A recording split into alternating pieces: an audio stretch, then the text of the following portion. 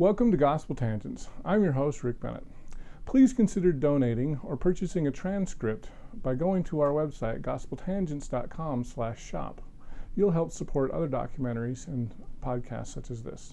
Last summer, BYU came under scrutiny for how it handles rape allegations. On the one hand, you had some young women who reported that after they reported their rapes, BYU opened an honor code investigation against them. This can lead to women fearing for retaliation and not reporting rapes for fear of getting in trouble themselves. On the other hand, Dr. Darron Smith of the University of Memphis reports some situations of false rape allegations. How does BYU handle these two complex and sensitive issues? Let's listen in on our conversation. Since you mentioned sex, I want to bring up two other issues, and I don't know how familiar you are. This past summer, I believe it was, there was a big issue with rape at BYU.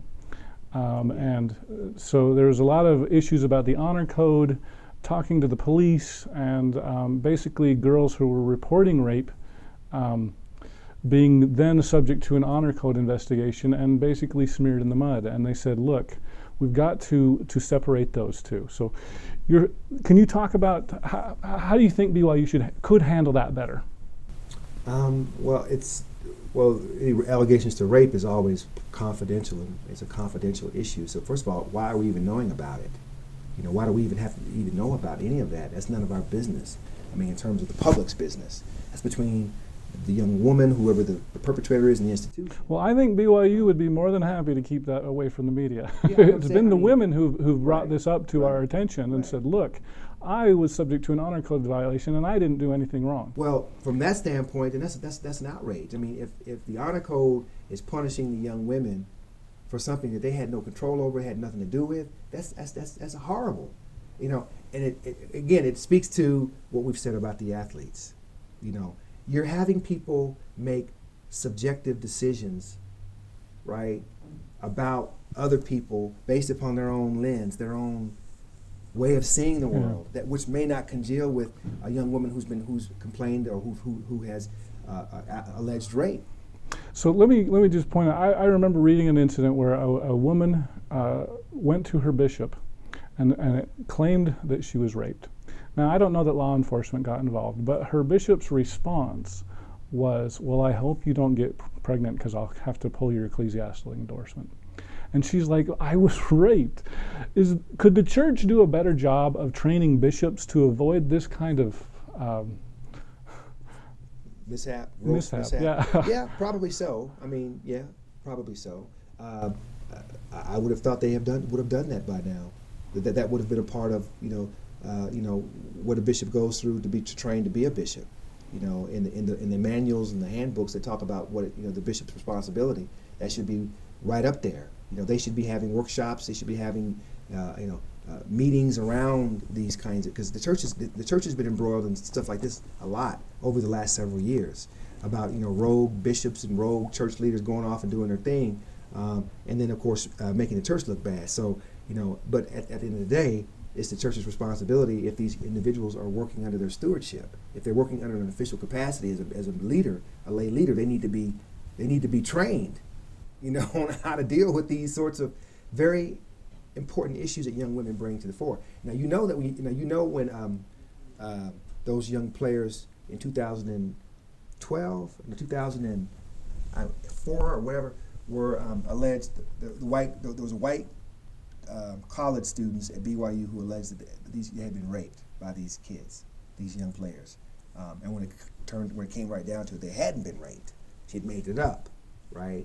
And so these guys went through it, man, until, I don't know if you heard about the trial that went on down here in Provo about these young women who alleged rape. But anyway, a long story short, she was playing off racial fears that are so deeply ingrained around, again, black sexuality. But praise God, at the end of the day, the truth came out. And what's funny about that is that the one kid, I can't remember his name, I think I write about him, I don't think he's in this particular book, but I can't remember the kid's name. He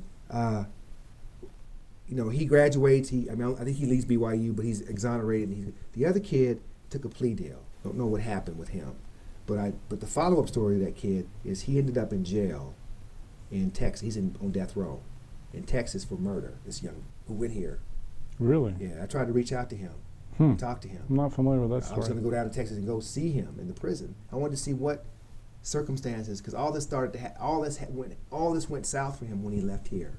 When he was kicked out of here, then his life just took a turn for the worse. So, and I met a couple of players like that actually, who are alive, and they, you know, when I talked to them about when I was interviewing these kids and talking, well, they're not kids now, these former players, you could still hear the pain in their voices over years ago.